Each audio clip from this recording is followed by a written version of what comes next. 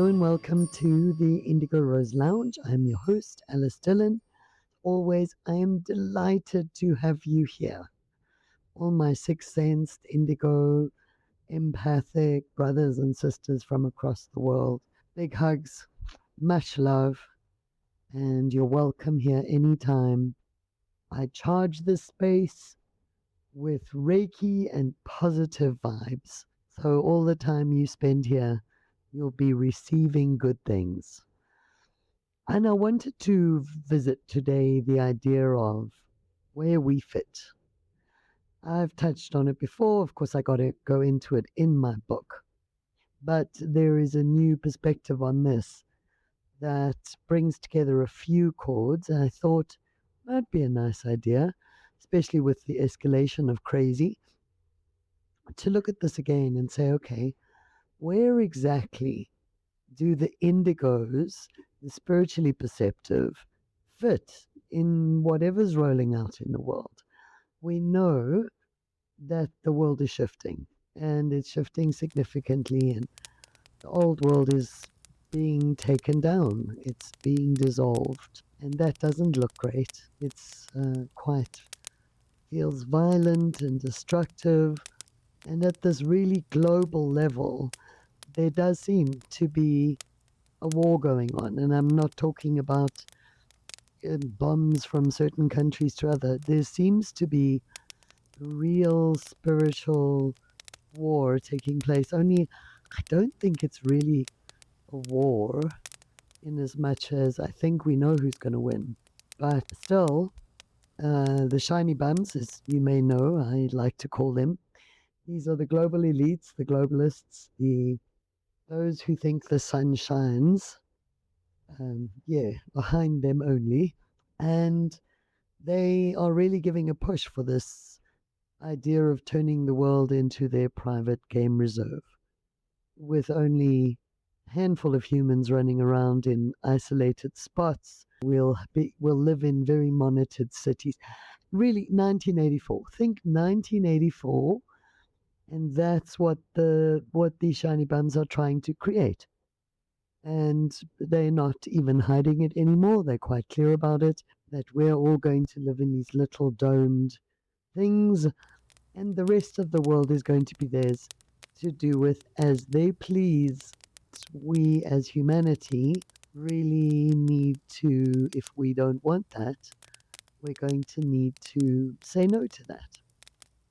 Okay, but in that whole, that's been their plan for a long time. It's been 100 or longer. They've had this plan for a long time now, and everybody else is just playing along, because most people only see the element or the level that they're at. So whatever's happening as a global plan throws down chaos and confusion to the lower level. So we're so busy dealing with and fighting with each other in the mud for this and that we're distracted from the real plan that's going on at the top. And if you've done your research and you've gone down all the rabbit holes, I think you'll be on the same page with this. Does it matter? These individual local issues, do they matter? No, I don't think they do. I think they only matter in as much as how they can slow down the plan or defeat the plan of these higher ups. Okay, so if their plan has been going on longer than 100 years, which we know from the documentation that it has.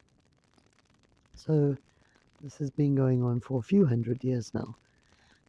And since the indigo child and the spiritually perceptive have really bloomed and blossomed in the last 200 years, then where do we fit into their plan? And I think it's quite clear now that we don't. We don't fit. We're an anomaly, and we don't quite fit the agenda. So the only choices they have with us, on the one hand, we get recruited into defense networks and companies to do distance viewing or whatever other flair that we may have developed young and become expert at. We may have been recruited to do that. On the other hand, if we're not useful, though, if we're not useful in that side, then we get thrown in this neurodivergent box and kind of throwaways. They try to downplay our existence to the point of denying our existence altogether. They're very clever, so they never come out and oppose something directly. Have you noticed that? They never come out and stand against something themselves directly. It's all very subtle and behind the scenes. A couple of months ago, I saw this article of, ooh, the white coats have discovered the sixth sense. And I'm, what? Thought the sixth sense was, I thought you got over that, a couple of decades ago. And no, the sixth sense is basically the sense of the immune system. The immune system has its own sense, and this is now the sixth sense. So they're reframing the very words that we use to define ourselves. Well, now there's a new thing that the third eye is really a physical thing. It's no longer a spiritual thing. They've decided the third eye is actually the pineal gland or accumulation of cells around the pineal gland, and it's a physical thing. This is all very intentional. I really need you to understand this. Since the 1970s or so, there's been a big push for humanity to reframe itself as a physical entity, as a purely physical entity, that we start as physical, that the spiritual is nothing more than a delusion, and that we really don't have any spiritual reality at all. Everything that's real is real physically. Everything begins and ends with physicality. And if you look at the world and the way the world has been framed, everything is very physical focused, with a bunch of hedonism thrown in. So if you are having a successful life, that means you have lots of money in the bank and you're having lots of physical, narcissistic enjoyment of life. There's no spiritual joy, love, anything in that. You're having this very hedonistic physical experience if you are indeed having a successful human existence. Before the 1970s, life was very much framed by more religious ideology. So you were a spiritual being having a human experience, and it was all about spirit. Now we've come to a place with the help of quantum physics where we understand that really everything is frequency, everything is spirit, and it's all just having a temporary physical expression. So everything in truth is spirit, and we are here having a temporary physical experience as humans. A cat's here having a temporary physical experience as a cat, but it is essentially a spiritual being having a temporary cat experience. Same with the birds, same with the trees. It's all spirit manifesting into physicality to take an adventure, to have an adventure, learning adventure into the realm of physicality. And yet, the globalist propaganda that's been really pushed for the last while has been about physicality. It's all physical. There's no spirit involved at all.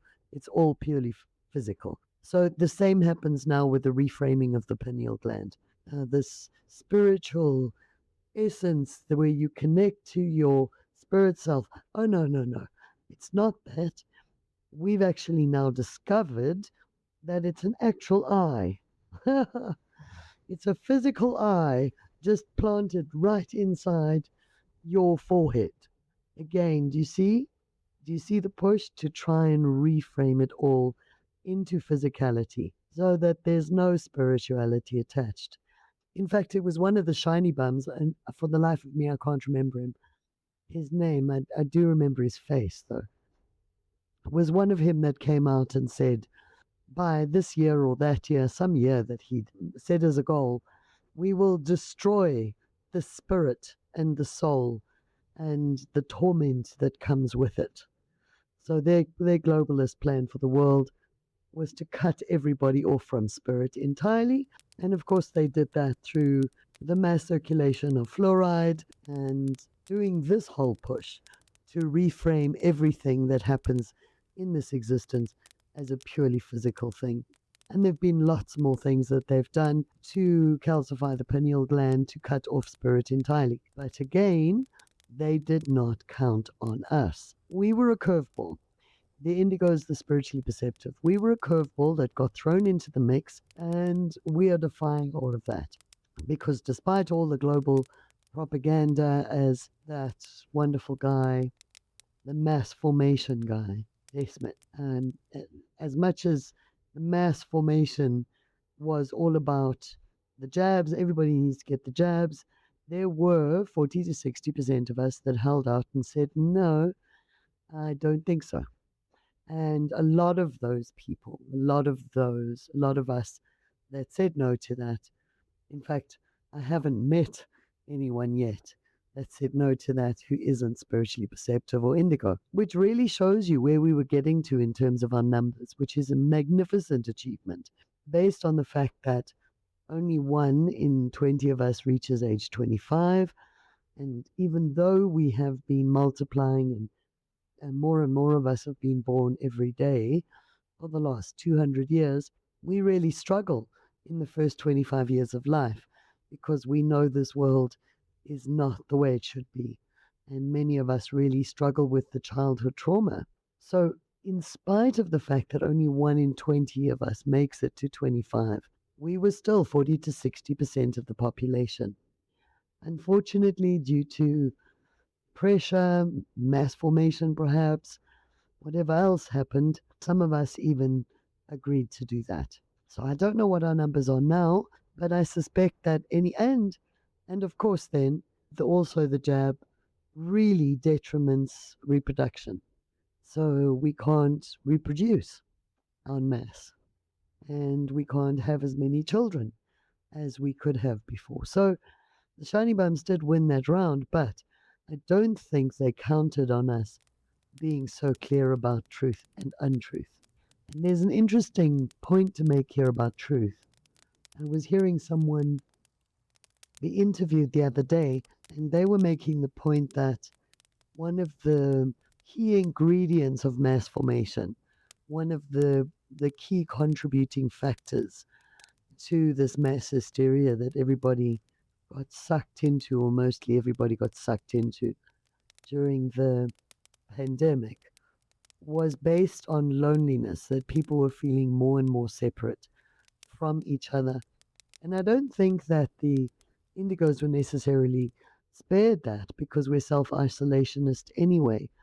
But because we self-isolate, it wasn't as much of a burden for us because we do it to ourselves. We pull ourselves in towards ourselves not to be subjected to all the noise. So if we self-isolate, then the people around the globe that were feeling lonely and getting put in very isolationist roles. And therefore, when you create that kind of drama, when you create that kind of impact, it's much easier to convince them, here's the baddie, here's the solution. So you basically just throw up a big scary thing. You get people all fearful. Then you say, oh, look, that's the thing that's responsible for the fear. Here's what we do to fix it. And so that was the plan. Throw up the pandemic and then say, there's the baddie. That's how we fix it, etc. So it's mass manipulation of the population. We know that now. And there's a lot of studies and a lot of things that have been done that highlight all of this. But one of the things that actually quantum physics, and to me it's a complete misunderstanding of quantum physics that has been harnessed in entirely the wrong direction. One of the things that was being talked about as a solution to all of this is truth. The erosion of truth in the last 50 years has also created so much room to mass manipulate the population. Truth has been reframed as a subjective, and even from a quantum level. So let me explain again, or go over briefly, what happens with the observer in the quantum field. So you're spinning atoms around, and there are pieces of atoms which you want to observe. But unless someone is present to observe them, they don't show up.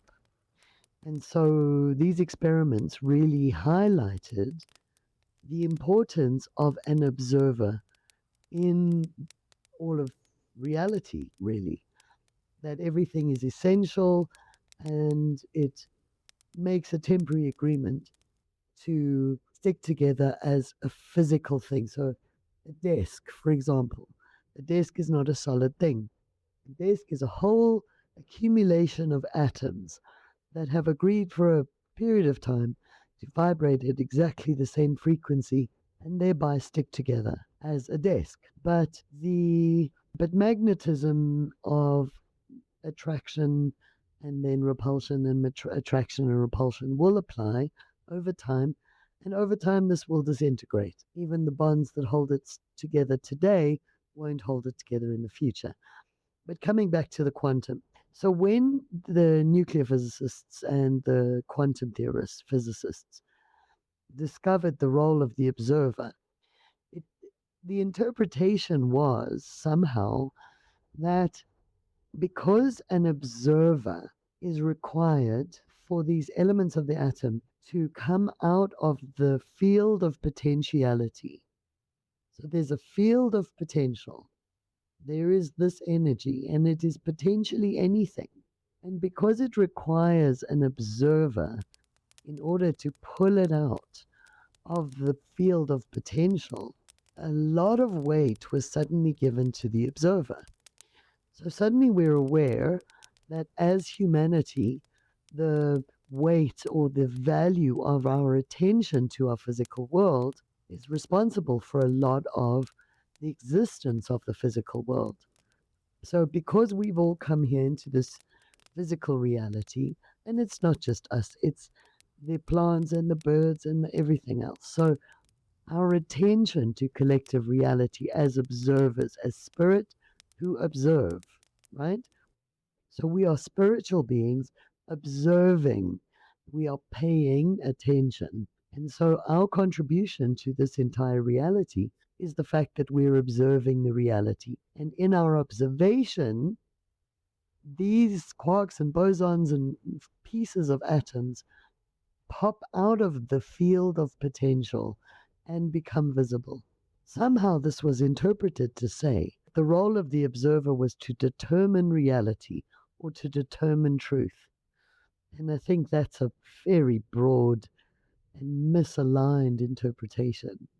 What we do as observers is we draw truth out of potential. We don't draw out your truth and my truth.